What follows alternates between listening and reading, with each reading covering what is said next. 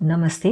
आइए सुनते हैं कथा सम्राट मुंशी प्रेमचंद की लिखी कहानी होली का उपहार। मैकूलाल अमरकांत के घर शतरंज खेलने आए तो देखा वह कहीं बाहर जाने की तैयारी कर रहे हैं। पूछा, कहीं बाहर की तैयारी कर रहे हो क्या भाई? फुर्सत हो तो आओ, आज 2-4 बाजियां हो जाएं। अमरकांत ने संदूक में आईना कंघी रखते हुए कहा, नहीं भाई, आज तो बिल्कुल फुर्सत नहीं है। कल जरा ससुराल जा रहा हूँ, सामान आमान ठीक कर रहा हूँ। मैकू, तो आज ही से क्या तैयारी करने लगे? 4 कदम तो है, शायद पहली ही बार जा रहे हो। अमर, हाँ यार, अभी एक बार भी नहीं गया। मेरी इच्छा तो अभी जाने की न थी, पर ससुर जी आग्रह कर रहे हैं। मैकू, तो कल शाम को उठना और चल देना, आध घंटे में तो पहुंच जाओगे। अमर, मेरे हृदय में तो अभी से जाने कैसी धड़कनें हो रही हैं। अभी तक तो कल्पना में पत्नी मिलन का आनंद लेता था, अब वह कल्पना प्रत्यक्ष हुई जाती है। कल्पना सुंदर होती है, प्रत्यक्ष क्या होगा कौन जाने। मैकू, तो कोई सौगात ले ली है?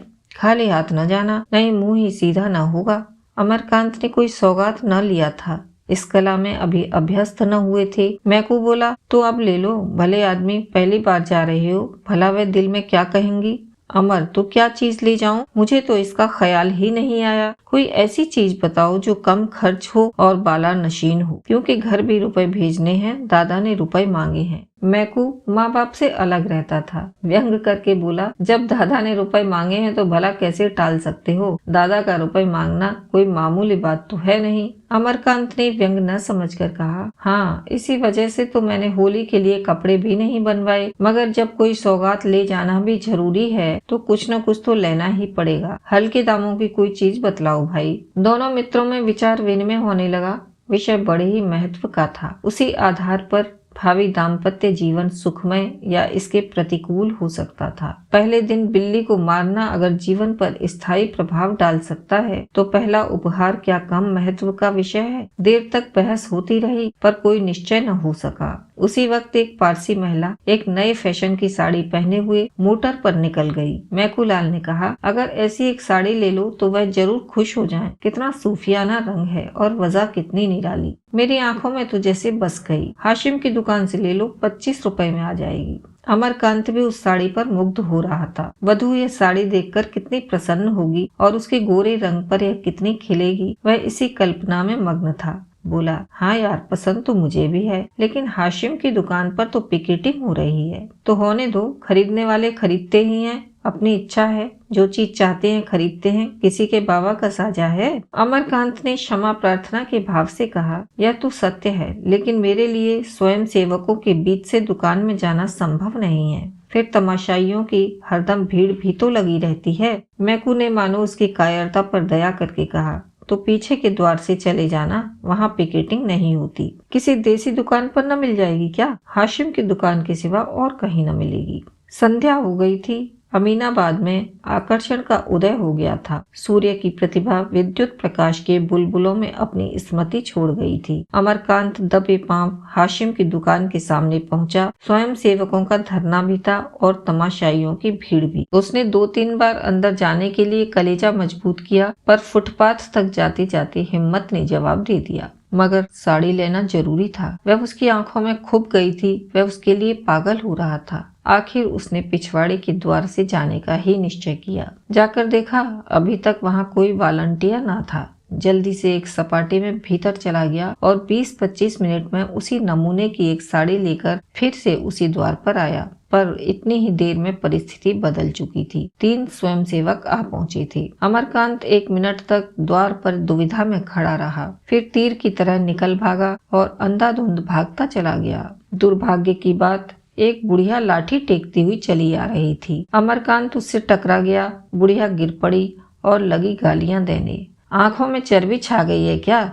देख कर नहीं चलती, यह जवानी है, ढह जाएगी एक दिन। अमरकांत के पांव आगे न जा सके। बुढ़िया को उठाया और उससे क्षमा मांग रहे थे कि तीनों स्वयंसेवकों ने पीछे से आकर उन्हें घेर लिया। एक स्वयंसेवक ने साड़ी के पैकेट पर हाथ रखते हुए कहा, बिल्लाती कपड़ा ले जाए का हुक्म नहीं ना, बुलाए थे तो सुनत नहीं हो। दूसरा बोला, आप तो ऐसे भागे जैसे कोई चोर भागे। तीसरा, हजारन मने पकड़ पकड़ के जेहल में भरा जाता है। देश में आग लगी है और इनका मन बिल्लाती माल से नहीं भरा। अमरकांत ने पैकेट को दोनों हाथों से मजबूत पकड़कर कहा, तुम लोग मुझे जाने दोगे या नहीं? पहले स्वयंसेवक ने पैकेट पर हाथ बढ़ाते हुए कहा, जाए कसम दई, बिल्लाती कपड़ा लेके तुम यहाँ से कबू नहीं जा सकत हो। अमरकांत ने पैकेट को एक झटके में छुड़ाकर कहा, तुम मुझे हरगिज नहीं रोक सकते। उन्होंने आगे कदम बढ़ाया मगर दो स्वयंसेवक तुरंत उसके सामने लेट गए। अब बेचारे बड़ी मुश्किल में फंसे। जिस विपत्ति से बचना चाहते थे वह जबरदस्ती गले पड़ गई। 1 मिनट में 20 आदमी जमा हो गए। चारों तरफ से उन पर टिप्पणियां होने लगी। कोई जेंटलमैन मालूम होते हैं, यह लोग अपने को शिक्षित कहते हैं। छी, इस दुकान पर से रोज 10-5 आदमी गिरफ्तार होते हैं, पर आपको इसकी क्या परवाह? कपड़ा छीन लो और कह दो जाकर पुलिस में रपट करें। बेचारे बेड़ियां सी पहने खड़े थे, कैसे गला छूटे इसका कोई उपाय न सूझता था। मैकूलाल पर क्रोध आ रहा था कि उसी ने यह रोग उनके सिर मढ़ा। उन्हें तो किसी सौगात की फिक्र ही न थी। आए वहां से कि कोई सौगात ले लो। कुछ देर तक लोग टिप्पणियां ही करते रहे, फिर छीन झपट शुरू हुई। किसी ने सिर से टोपी उड़ा दी, उसकी ओर लपके तो एक ने साड़ी का पैकेट हाथ से छीन लिया, फिर वह हाथों हाथ गायब हो गई। अमरकांत ने बिगड़ कर कहा, मैं जाकर पुलिस में रिपोर्ट करता हूँ। एक आदमी ने कहा, हाँ हाँ जरूर जाओ और हम सभी को फांसी चढ़वा दो। सहसा एक युवती खद्दर की साड़ी पहने एक थैला लिए आ निकली। यहाँ यह हुड़दंग देखकर बोली, क्या मामला है?